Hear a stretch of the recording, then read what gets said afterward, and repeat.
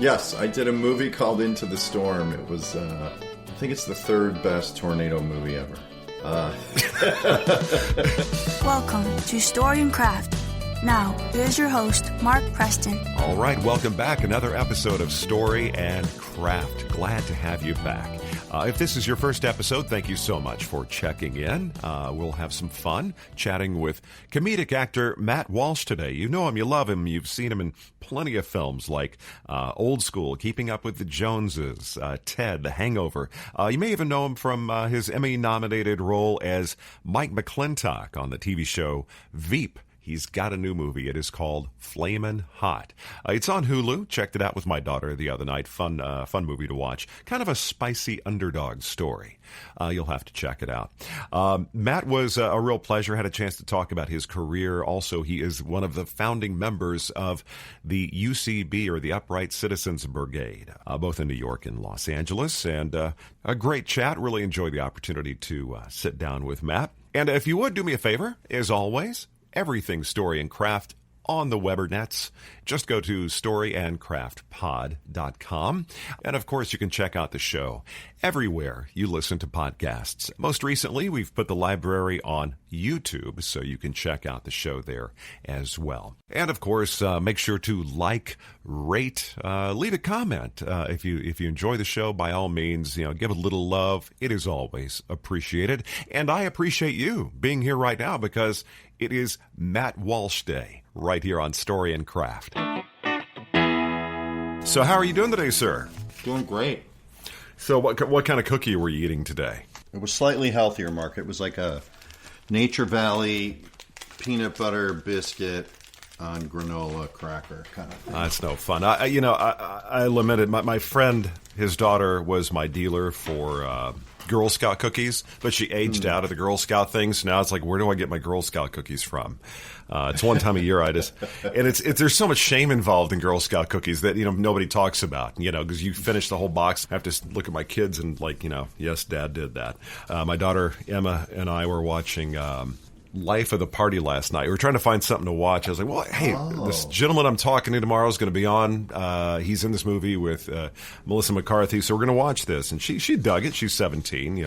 I was kind of going down, kind of doing a little bit of cursory prep for our chat here, and I'm like, man, you're one of those guys I love. You've been working nonstop. You're always working. Are you not a guy that likes to take a lot long vacations and hiatuses? You always seem to be doing something. Are you working pretty consistently from your point of view? Yeah, I guess I do probably enjoy working and staying busy, and I love obviously comedy. It brings me great joy to make things funny or help create things that are funny. So I guess I do enjoy being busy. Yeah. Yeah, kind of always in a state of creation, it seems like. Yeah. Now, do you write also, or are you focusing mostly just on acting?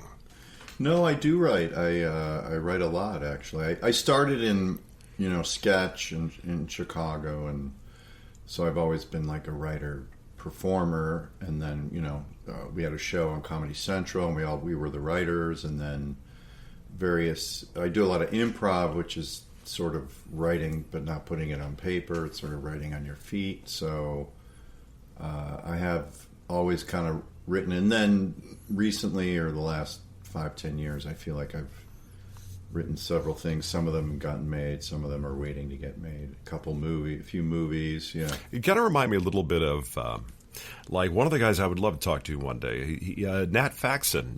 Have y'all kind of run in similar circles? He's very talented. Yeah, he's written some really just some kind of obscure stuff that I really enjoyed quite a bit, Mm-hmm. And whenever he shows up, it's always kind of as a small little role in it, but he wrote the screenplay, So yeah, kind of go back origin story. Chicago. Were you coming from a family that was creative? I mean, were your folks doing something theatrical at all, or were you kind of the oddball out? Yeah, I don't think traditionally nobody was in theater. My dad was like a salesman, and my mom we had 7 kids, so my mom kept the house running and everything organized. So, but my dad was very performative. He was, and everybody had a sense of humor. So I guess in that way, I probably learned that, storytelling, joke telling, that kind of thing, attention getting. I learned all that inside my own family, but I didn't really do anything professional until like my last year of high school. I did like a variety show. That was kind of my first taste of like stage performance. Well, you're saying seven kids. Where did you fall in the birth order in your family? I was the fourth. I was right in the middle. Yeah, see, I grew up as an only child, so I get live vicariously through people when they say, they came from a big family. I've got 3 kids, so I'm kind of like watching what it's like to have siblings through them. But was that were you the only one out of the troupe who ended up going into entertainment, or do you have any brothers or sisters that followed you in? I have an older brother who acted and still does some acting, but has a real job. He's like in the construction game and things like that. But he's also funny, and he also performs and does bit parts occasionally. So I would say the two of us are probably the most interested in it. Yeah, well, in Chicago, that was sort of the epicenter with Second City and all that. You had that in your backyard. Did you have any of that kind of influence when you were growing up? Did you go see either comedy shows or improv shows or what have you when you were a kid? No, not when I was a kid, but I think I saw Second City when I was in college. They came through and did one of their touring company shows, and it was really captivating and fun, and I'm like, it was almost magical. Like, I'd never seen anything like that. I, of course, watched Kids in the Hall, perhaps, or Second City TV by that point, and certainly at Saturday Night Live, but the live stuff I'd never seen. And then I got involved doing improv my last year of college. I was going into Chicago to study improv and then driving back to my college, which was like an hour and a half outside of the city. I was doing that like once a week. And then when I graduated, I was doing psychology. I was going to be a psychologist. I studied psychology in college. And then at night I was doing sketch and exploring theater and comedy. When was the decision, and how did you make the decision to diverge off the psychotherapy path onto working on stage? Was there a conscious decision, or did it just kind of just found yourself more and more spending time doing stuff on stage? I think I liked them both equally at some point. I really did appreciate like the potential of like guiding people through pathology or depression, etc. But working on an adolescent psych ward in Chicago at Northwestern, it was very taxing, and those people who can do it well are saints, and I realized that I don't think I could handle the pressure. So at some point, I took a little walkabout. I went to Europe for like 3 or 4 months in the middle of my psychology career, and then I came back, and I just committed to being poor, willing to be poor, and just started hustling. Yeah, I just knew I couldn't do psychology, so I guess I better figure out this comedy thing or performing thing. Yeah, that's kind of what I did. I went to my first school was University of North Texas, which was known as a big psychology school. All different kinds of paths. Some people do industrial psychology and things like that. And I was just kind of interested in it, and I think I was doing well until I hit one class that actually involved some aspect of math. And I was like, oh, no. It's some kind of my daughter, who's at Loyola, which is right next door to Tulane in New Orleans.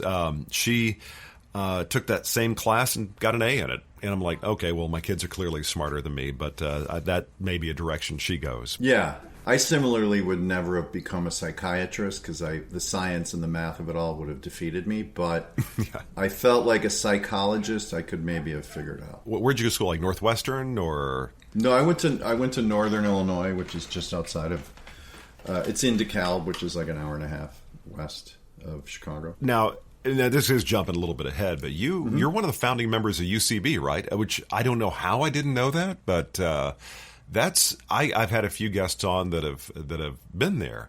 That seems to have been almost like the California Second City. You have a lot of people. Don't you have like Lorne Michaels and his crew come there to scout for a Saturday Night Live? I mean, that's a pretty profound thing. Now, who are the co-founders with you of UCB? I started that. We came out of Chicago, and it was me, Amy Poehler, Ian Roberts, and Matt Besser. And we opened one in New York in like 98, and then we opened one out here in California in like 2005, I think. And Yeah. What was the motivation for starting that? Were you just looking for additional creative outlets, or were you just, was there something that wasn't there? You like, there is a need for this, there is a need for kind of an improv, a place for people to come check it out and also to learn, or kind of what was the impetus for that? We didn't have that much foresight or vision. We went to New York with a suitcase full of props and dreams and hopes to get a sketch show on TV, which we were lucky enough to do. And while we were doing that, we had created a free improv show on Sunday nights, which attracted this huge, hungry audience of young people who had never seen long-form improv, which is what we learned in Chicago through a guy named Del Close, who's sort of like the legend from Chicago. And so we started teaching classes to fund our sketch dream and make short films. And then we had a decent amount of people we were teaching. And doing shows in New York, you always had to move your props out every night, and you had to pay to rent the theater $300, and you had to pay a tech guy. So it's a financially oppressive city to do theater in. And at some point we had enough students that we thought, why don't we get our own clubhouse? So there was an old strip club that had been shut down that was cheap and dirty, and we figured we could probably make rent if we just took a lease on it. So you've got, how many locations do you have of UCB right now, besides New York and LA? There's nothing in New York anymore. I'm currently no longer involved. We all stepped away from it. We all sold it, over a year ago. So. Oh, really? Okay. Yeah. But what a great legacy, though. I mean, how cool is that you created something that is talked about as sort of, because you say UCB to a civilian, they're like, what do you mean? But you say it to somebody who's an up-and-coming actor, they're like, oh, cool, yeah, I got to go check that out. I want to be part of that, I don't know how you can maintain a career but also be running this thing that kind of seemed to get really big and popular. I mean, it was did you just not have the time to kind of do everything all at once, or? Yeah, it was hard after a while. I think we'd done it for 20 years plus, and it was a lot of work, and it was a lot of managing, and it was, at some point we were all like done doing that. So it is hard. A lot of emails, a lot of meetings, a lot of personnel issues, it was difficult. So, and part of it's like, I got into acting to not have to do homework for a living, Yeah, and it was, in some ways, it was easier when we were poor and nobody was coming to it. It was just like a little clubhouse, and we could do our shows, and we could practice our sketches and do our free improv show and teach a few classes. And then when it got bigger, it was more, more challenge, more headaches. When did the move to LA happen for you? I did a sketch show on Comedy Central, and then I worked on The Daily Show for almost 2 years. And then after that, I knocked around New York just doing commercials for, I don't know, a couple of years. And then I got a pilot for a show, and I figured that was the time to jump into LA, because I don't think I was going to do much else in New York at that point. As far as building your career, was that the original plan, though, to be in New York, or was it all, were you knowing the road was going to take you to LA eventually? Again, I never really can give myself credit for having a plan.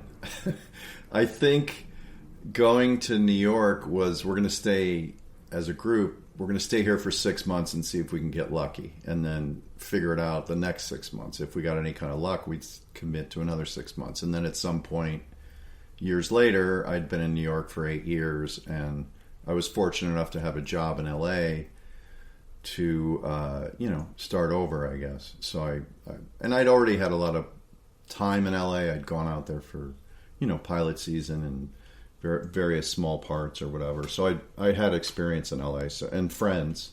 So it seemed like a simpler jump, What era of The Daily Show were you working? Was that back when Colbert? And... Yeah, 2000, 2001, Jon Stewart, Colbert, Mo Rocca was Steve Carell was on with you also? Steve Carell was on it. They came out of Chicago as well, right? Yeah, I knew...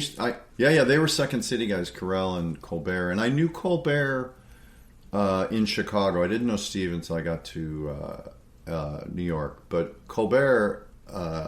and I were kind of friends in Chicago.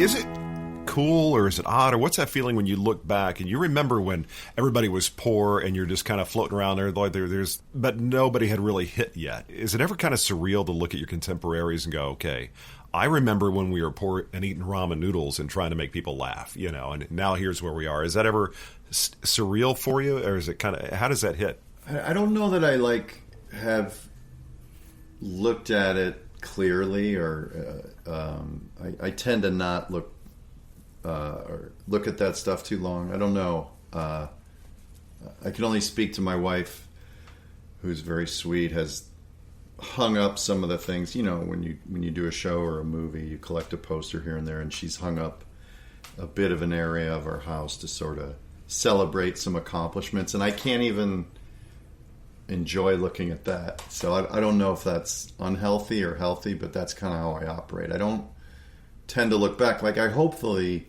keep relationships. I enjoy a lot of the people I've worked with, but as far as taking stock and understanding it doesn't appeal to me yet, but I'm sure I will.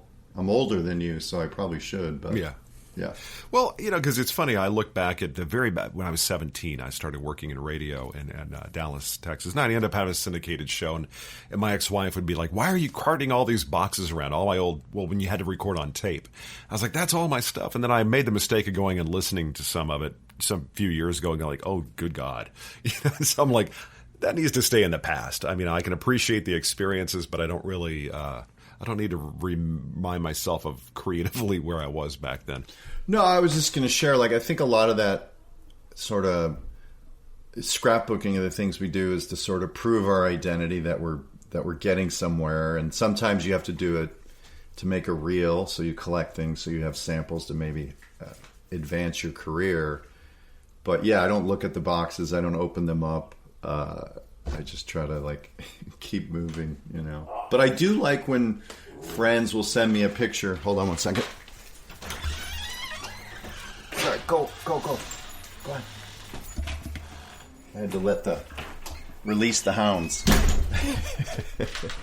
But I do love it when friends send me a picture from 25 years ago backstage or something. That warms me, and that's wow, we all look so young.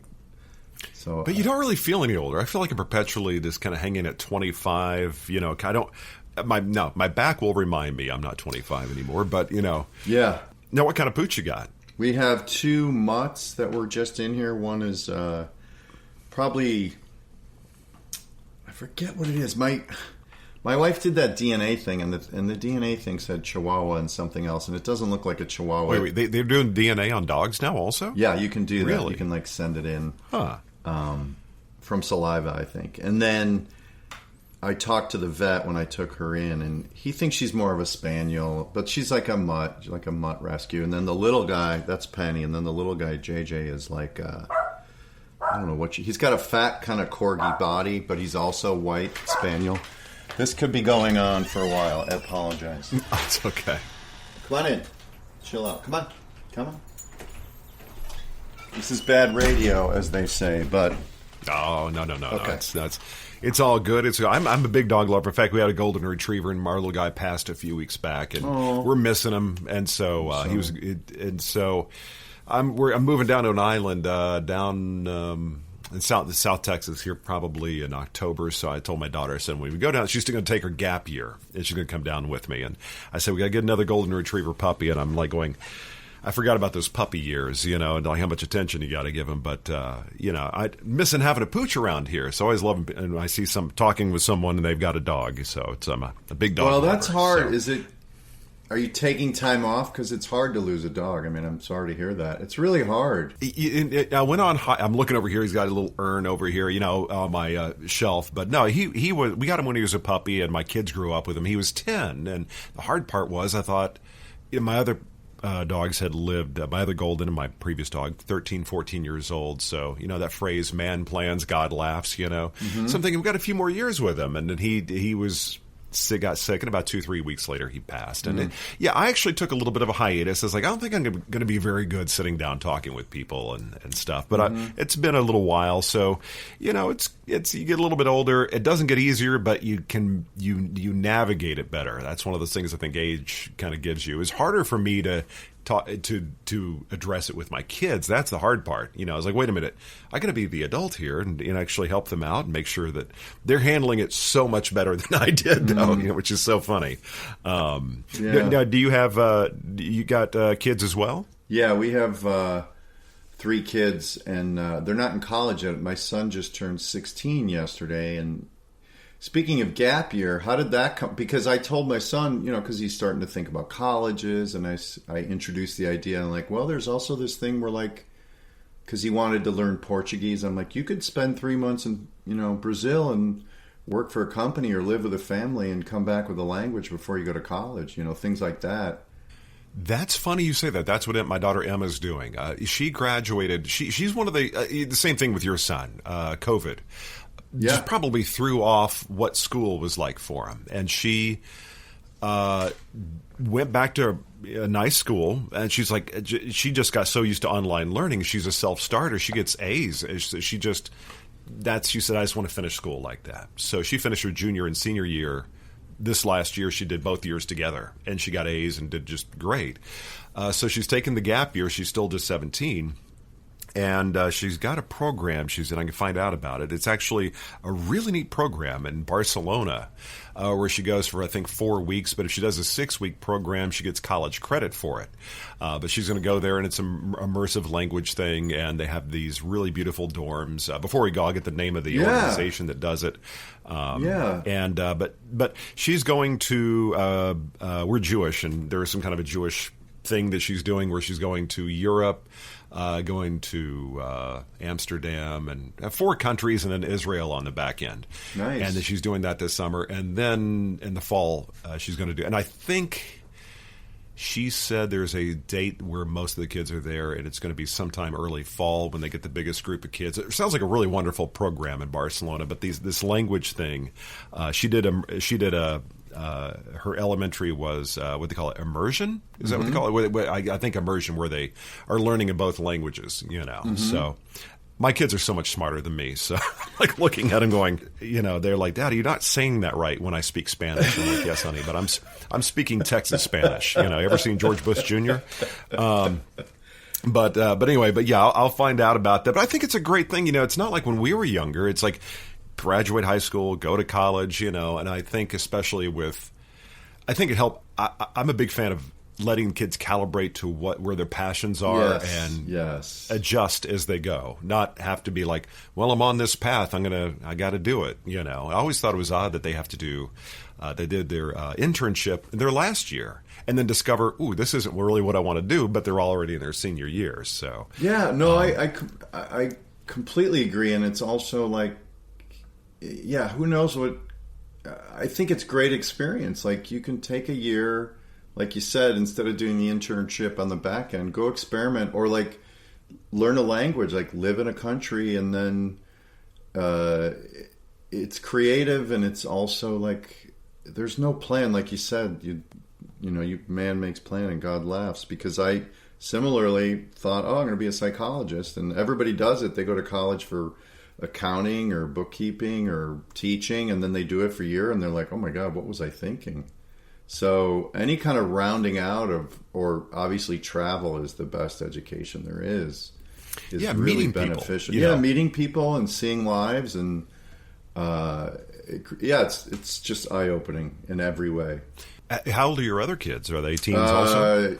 13, gonna be 14 in a week, and then 11. You're still doing that phase of life where you're kind of the Uber driver also. Oh my God, we have a lot in common. Yeah, we have a lot. I got excited because next year 2 of them are going to be at the same school, so that goes from 3 drop-offs to 2 drop-offs. One point in time, all 3 of mine were at 3 separate schools. I had to.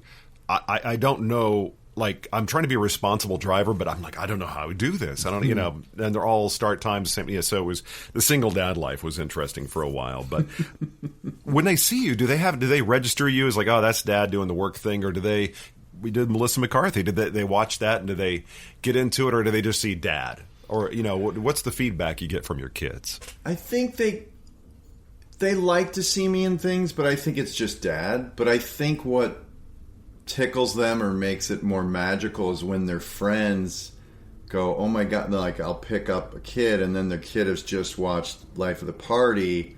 So when other people see like, oh my God, your dad's in that thing, I think that's cool for them somehow. You know what I mean? Like it's like, but if we're in the living room, like they never, I don't ask them to watch anything I'm in. They're never interested in watching anything I'm in. And I occasionally, because I write and produce, I've plugged them into things because it's all, low budget often. So why don't you go be a kid in this movie I'm making or whatever? But they're not. See, that's fun though. It is fun. I agree. Yeah. You get to that point to where with your kid, with my kids, it's not that they don't think it's cool. I think that they grew up having a recording studio here, and they know my deal. Yeah. But when their friends say, "Oh, I heard your dad," or my a couple of my son's friends, like, yeah, I'm listening to your dad's podcast. I swear to God, my daughter, who is my youngest, actually, she does the voice of the podcast, the opening and closing. She's never heard an episode. Mm-hmm. I had Neil deGrasse Tyson on in here, and she was like, do you want to come say hi to him? She's like, nah. So it's kind of hard to get her. I was like, you like his show? She's like, you want to come meet him? Are you sure? Nah. So it's nothing impresses my kids. She's she is pretty hip to what's going on. I need to hire her as a producer and do research for me because she's way sharper at picking up on stuff quickly. But I bet it was slightly more interesting when her friend said, oh, I heard your dad's podcast. It sort of validates you in a way that she doesn't see you, right? Yeah. Well, I told him, I said, Dad used to be cool at one point in time. I mean, I used to have a syndicated show. And the only thing they remember when I worked at ABC Radio Network is the security guard, when they were very little, he would always bring them really cool coloring books. Oh. And they remember the lobby because we had like a little creek in the lobby or something. But they don't remember when like you or I grew up being on the radio, like the Loop in Chicago. Yeah. Is one of our sister stations. Yeah. And I was working a station in Dallas, a top 40 station, and our sister station was a Loop. It's like you hear about it, it's almost this mystical, like, ooh, the Loop in Chicago, And what radio was, now it's not like that anymore. And I think that, podcasts can have that DNA of what radio was, but you got a podcast too as well, don't you? Oh, nice transition. I have... Totally unintentional, by the way. It's just my memory the way it works. The podcast is called Second in Command, and me and Tim Simons, both of us were on a show called Veep, and we've committed to going through every episode of the 7 seasons and bringing on people, Julia, Sam Richardson, all the actors, to talk about each episode. So it's called Second in Command, yeah. I will admittedly say that is one series I haven't yet seen, but there's so much stuff I haven't seen. There's a few things I haven't seen. I'm kind of glad because I'm going to sit down and just like power watch it, just with just the ebb and flow of how much content's out there and what I'm watching for this show. And I was like, but I want to watch Veep, and I've never seen Game of Thrones. Oh my God! So there's a couple things. I'm one of those people. I watched Lost. Literally, the last season it was on the air, I started watching and catching up, and I'm like, why did I miss this? Yeah. Well, you have 2 good shows. I'm envious, and not just because I'm on it. Veep is a wonderful show, and Game of Thrones is one of the best shows ever. It's epic, so I think you're going to like them there's both. So many things that there's so much stuff out there, and quality stuff. And like I just the other day I was watching Tulsa King on Paramount, and with Stallone, and he's got a reality show. I'm going, Stallone doesn't need to do a reality or unscripted show, but I have to watch this now. He has a reality? Really? He and his 3 daughters and his wife, and it's on Paramount Plus. Really? And I was like, I had to watch it. He had one of the best pieces of advice. He was talking with his daughter, doing a long distance relationship, and it's something I teach voiceover also, and I teach my students the value of investing their time properly. You may not have a lot of money, but you can be careful about how you invest your time. And he talked about your time bank and the way you invest from your time bank. And like, I am stealing that from Stallone. Oh my God.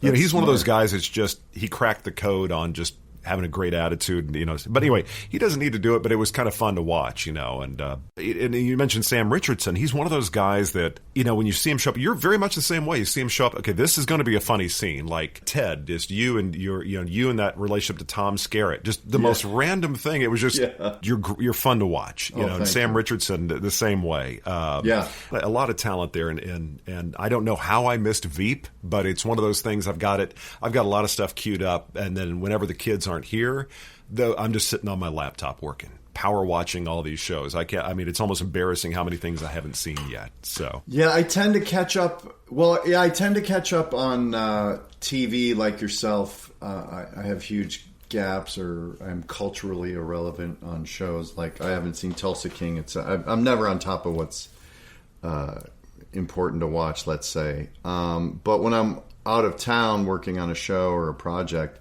that's when I get to like finish shows that I've been meaning to watch. And because if I'm home, I'm driving children around, seemingly. When you were growing up, what was it that you were consuming, either comedy-wise or... I loved when my parents went out Saturday night. I had a babysitter who would let me watch Saturday Night Live, That's awesome. But that when I was a kid, it was the, Billy Crystal... Eddie Murphy, in that kind of, I'm a little younger than you, so that was kind of my thing. But I remember the old school. What was your entertainment diet like back then? Yeah, I think the things that excited me, obviously network TV. I watched probably everything that you did on network TV, but like SNL was a big thing. Second City TV, Python. I was a big fan of Do you remember Peter something? Sellers It just stuff. popped into my head. Do you remember something called Not Necessarily the News? Do you remember that one? Yeah, that was a brief... Yeah, I do remember that. Yeah, that was on... I do remember that one. Yeah, and the Canadian stuff come out, Kids in the Hall. It was like, what is this? I don't get this kind of sense of humor thing, but it was magnetic for me because it was so different. And then I got into Carlin because, I just kind of started following him and Robin Williams. Who were like kind of the, let's say your Mount Rushmore comedians or comedic actors when you were coming up that you followed? And I'm not saying to emulate, but this kind of turned you on. Well, as far as sketch, like Kids in the Hall were doing exactly what I wanted to be doing. Like they had a group of friends and they had a signature voice and they were doing it their own way and they had an identity. So they really captured me as a young man. I thought they were the ideal in many ways. And then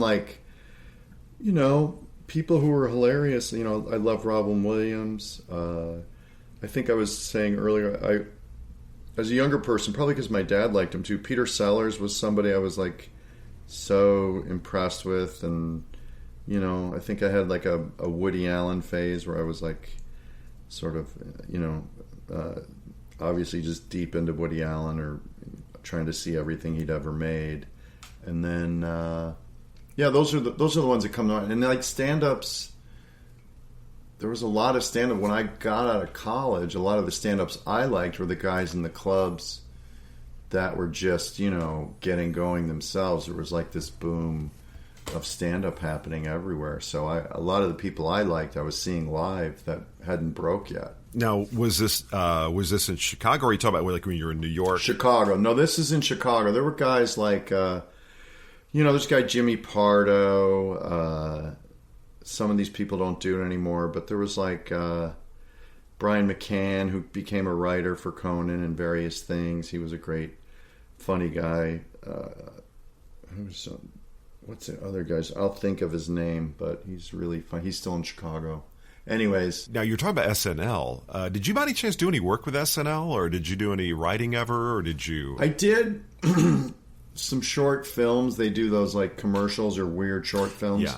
So when I landed in New York, a couple of my buddies were writers on that show, so they were often suggesting me for like weird films that they had written. So I appeared in SNL probably a couple of times in like weird commercials or weird short films.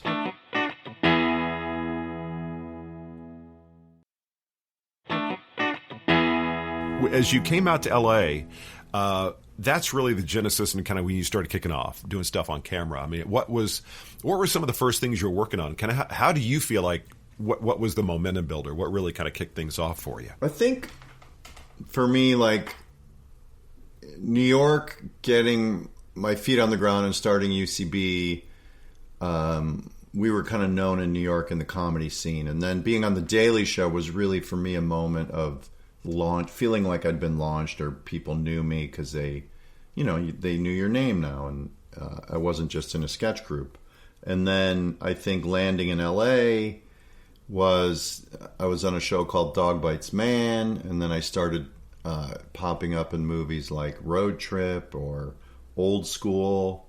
So those were kind of like moments that I felt like propelled me, perhaps. You had Comedy Central was sort of like, I mean, considering the talent you were working with, yeah, that's a good springboard. But were you really kind of getting invigorated? I mean, you had a lot of energy for it. Like, was that like, okay, this is my thing, I'm going to be doing comedy movies? I think I always felt like, maybe similar to you, like I was happy if I was creating and performing comedy, and I didn't know necessarily like what's the steps to like getting another movie. I would just keep working at it, keep doing things. It's probably not a good interview, Mark. I don't have a good answer.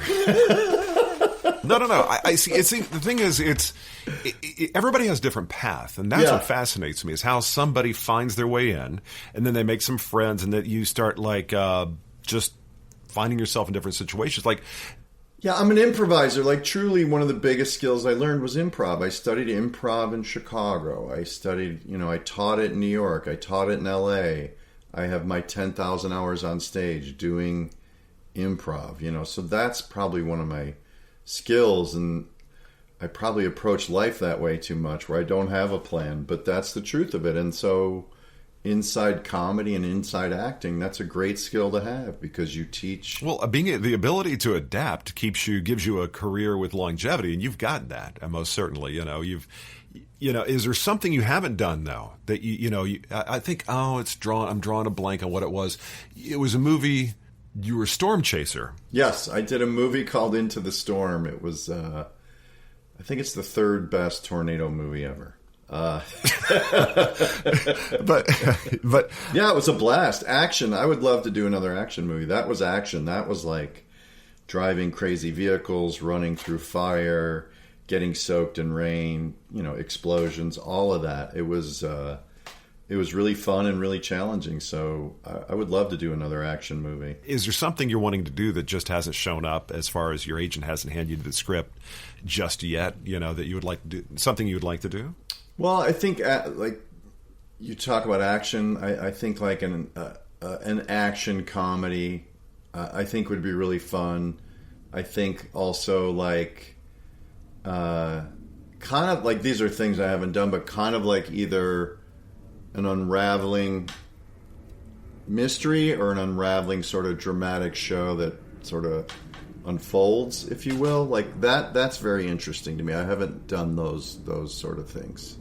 Well, we see a lot of guys with a comedy background that are stepping into doing those kind of things. It's pretty common. But you are, I mean, without a doubt, you're one of those guys that's busy, and that's in Hollywood. I guess that's a blessing, because you're always. Yeah, I did something, like, I'm grateful for all the things I've been able to get into. I did a Apple limited series about the assassination of Abraham Lincoln and the capturing of John Wilkes Booth last year down in Georgia. And I played Dr. Mudd, who fixed John Wilkes Booth's ankle. And it was completely a drama, and it was a complete period piece. And it was like heavy beards and sweaty clothing in Georgia in the summer and dim lighting. And it was really challenging and good. It was a really neat experience. So as far as this summer goes, kids out of school, are you planning any kind of family vacation, any kind of getaway, a little break from work, or you got stuff lined up in the next couple months here? Yeah, we have a plan to, I was just discussing it with my wife. We're going to get up to the Northwest. She's from the Northwest. I'm from Chicago. So we've gone to Chicago a fair amount. She's always like, we don't get to the Northwest enough. So we're going to go up to, like, her mom is in Eugene, and then we're going to go to the coast, see the Oregon coast, and we're going to try to get up to, like, Big Sur, which we've never done, and maybe Northern California coast. So that's the plan, and that's exciting. We're probably going to rent a little, mini camper and just maybe park on a couple beaches and get into nature. That's exciting. I would love to. When I was younger, when my kids were young, I always thought getting a big motorhome, doing like the go full Griswold, for like that. I thought that would be a blast. Yeah. Now, as far as Flamin Hot, the new project, now real quick, how did that come across? Eva Longoria, I wrote a movie with a friend of mine called Unplugging, and Eva signed on to do it. And so me and her were co-stars in this story about a couple who agrees to no Wi-Fi, no phones, no cell service for a weekend to kind of rescue the marriage because they're having some problems. And then the minute they put their screens down, they start getting paranoid that the world's ending. So that was the story that I wrote with a buddy. And she was great. She's the best. And we became friends making that movie, playing a couple together. And she was directing a movie the next year, and she asked me to come in, and she said, "Would you come into my movie and play an old white racist?" And I said, I said no, but I'll play a middle-aged racist. Very nice. No, in fact, I was just watching her on her CNN, her new, I think it's called Searching for Mexico. Yeah, it's awesome. She's a wonderful fellow Texan. Yeah. From what I gather from the trailer, it's addressing markets that hadn't previously been tapped into by the fast food folks. Is that kind of the gist of it, more or less? Or yeah, I think it's really about a Mexican-American tale, like a guy who's a janitor, grew up, in America. His parents were like picking fruit in vineyards, and then he got a job and learned everything, and then they were kind of threatening to close the factory down, and he had the idea to basically create food for like Latinos. Like there was no market yet. Nobody had and he was living and looking around America, and he's like, there's tons of people who will buy this, So he kind of came up with the idea and called the head of the company, and he's like, all right, I'll come down. Lo and behold, the guy came down, and they worked it. He pitched it, and they kind of made it happen. And that guy help launch this billion-dollar industry. You're playing his a supervisor. Yeah, or, another middle-aged, short-sleeve wearing office jerk. Who? Hey, if you own it, own it. No, it's great. It was so. I mean, honestly, it was amazing because it's really a story about what it is to be Mexican in America. I think it's about this Latin culture and working your way up into the American dream. And against all odds, this guy, through his wife is a big part of it. He reconciles some stuff with his father. It's a beautiful story. It's really, it's one of those movies I always watch, like somebody with a dream, making a car like Tucker, or getting 5 minutes to play on the Notre Dame kicking team like Rudy. It's one of those stories, and it's beautiful, and it was fun to be, around all these people, and my Spanish got sharper too because they were often speaking Spanish to each other. Well, no, that's what I was saying. I'm going down to this. I just figure I can work from anywhere, and I've always wanted to live on an island. I don't, I've done my Southern California thing, but going down to South Padre Island in Texas, and I got a place set up. And nice. And I told my daughter, it's like, baby, I said, you're Spanish. You're going to have to help me out here. I mean, mine's okay. I can get by. Yeah. But it's like, here's the thing. You give me a Corona, you let me post up somewhere near the beach, it will just come back to me. Yeah. Or at least I feel, the more Coronas I'll feel like it, more of it's come back to me than it actually has. It just gets embarrassing after a while. Got the boat? Do you have the boat dialed in? Are you going to have yourself a boat? No.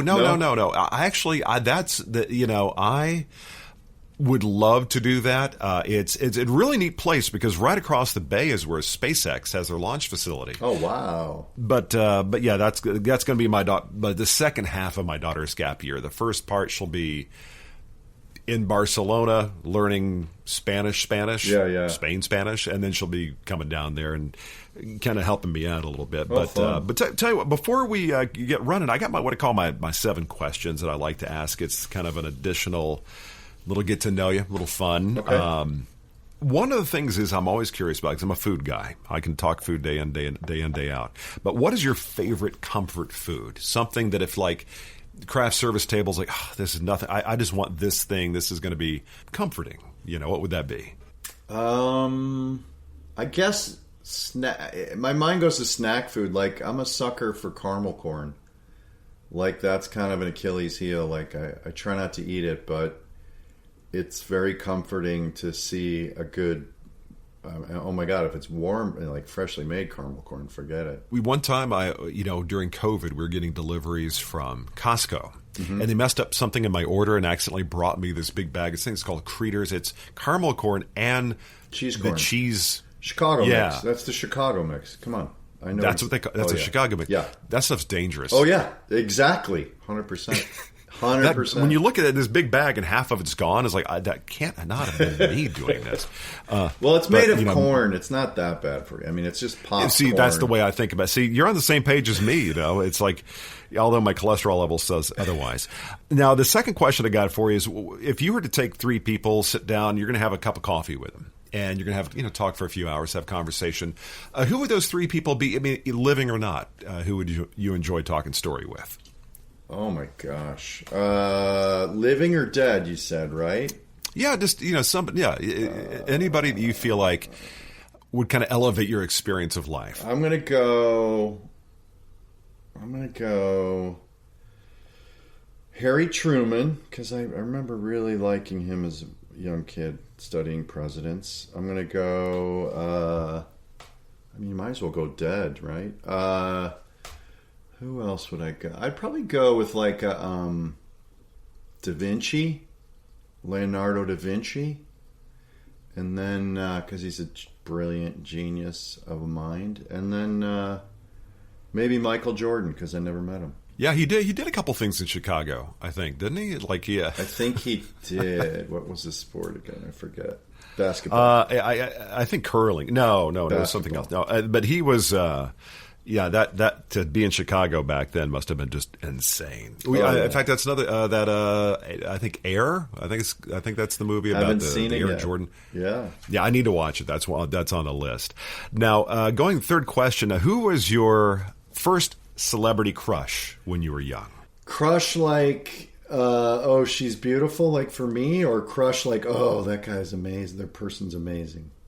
No, it could be either one. It could be just like you see a lady in a movie going, oh my gosh, like for me, like Olivia Newton-John. It was like, oh, dear Lord. Okay. I think it was maybe Jessica Lange. Like that's a star. Like she's so beautiful. Sure. Well, or the second half, kind of what you brought up. Who was the person you saw as like they just killed me, magnetic or mesmerizing? Yeah, like mesmerizing in some way. I think like. For me, someone from Chicago, I think there were people like John Belushi or Bill Murray who were like, because they were from Chicago, it was like they were amazing and it seemed connected to my life. They were from my hometown. You see, as a kid growing up in Texas, I thought everybody in Chicago lived in a big suburban house. Their father worked in advertising, because things that were set up there, the whole John Hughes thing, it's like, yeah. I thought everybody did, and but I was influenced, I guess, as a kid by John Hughes. Sure. Now, if you're going to be going, next question, if you're going to be going down to an island, it could be an exotic island somewhere that you're going to enjoy being. It's not like it's like deserted island, but you don't have streaming, and you can only, if you want to consume any kind of entertainment, it's going to be in the form of a book, an album. If you want to watch a movie, it's going to be on DVD. So what would the DVD be? What would a CD be that you would bring down there? An album and a movie. So, to be clear, it's either a book, CD, album, or DVD. Yeah, some people say, well, wouldn't really want to bring a movie. I'd want to bring a book. So I've now opened it up to the idea of a book also. But something to listen to music-wise, a movie to watch, maybe a book as well, if you'd like. Well. Just because I'm trying to make my way through it, I would try to either finally finish Moby Dick, because I've started that book like 4 times and I've lost it on airplanes or just quit on it, or because it seems like I'm going to have a ton of time on my hands, so it's a good project. Or I just started reading Meditations by Marcus Aurelius, and it's like bite-sized things about what it is to be a good person or a good man. It's 2,000. I've been seeing a lot of his quotes. Yeah, lately. It's a 2,000-year-old collection. He wrote it to himself. It was just his diary, basically. He was like a Roman he was a Roman emperor off in some land, defending the Roman Empire, and he basically kept a journal, and somebody found it and published it, and it's one of those things you read a page and then you put it down for a couple days. Because it seems built for the island life, because you could you're never going to comprehend those dense nuggets, so you could read a page and then walk around the island and catch fish, have a barbecue. 2 days later, you come back to page 2, You just kind of groove on life a little bit and kind of let it sink in, yeah. Yeah, exactly. Let it sink in. Yeah. You get it. It's almost kind of meditative in that regard, to some degree. Yeah. I would also have a secret, hideout like a James Bond villain on my island, just so you know. See, you got to, and it's got to have some swank mid-century furniture, kind of like, what was The it? Incredibles? Yeah, exactly. Now, if you were to define from time you get up to time you go to bed, the component parts of a perfect day for you, where something's kind of laid out, everything just kind of hit, it could be going to the coffee shop, getting the perfect cup of coffee. I don't know, whatever it happens to be all the way through the day. What are those things that would be, for you, component parts of a perfect day? Coffee, bit of meditation, family, creative work, laughter, dynamite dinner, nature, something, immersing myself in nature, more laughter, consume some media, and more family. We live a very similar life. But to me, that's very that to me, that's the thing. It's like I'm busying myself more because I know my kids being in college and my youngest one, feel like, all right, well, make myself super busy, then I'm not going to notice the fact the house is a lot emptier, So I'm enjoying the family stuff as much as I possibly can, and they still like spending time with me. So I consider myself to be very fortunate in that regard when it comes to family. Yeah. But now the last question for you I got. Let's say you got a DeLorean, you can pop back and travel to see 16-year-old Matt back in Chicago. Oh, boy. And you got a piece of advice, either to make your life better in that moment or to kind of get yourself on a track. A better track. What would that piece of advice be for a 16-year-old you? Don't make your friends in class laugh. Pay attention.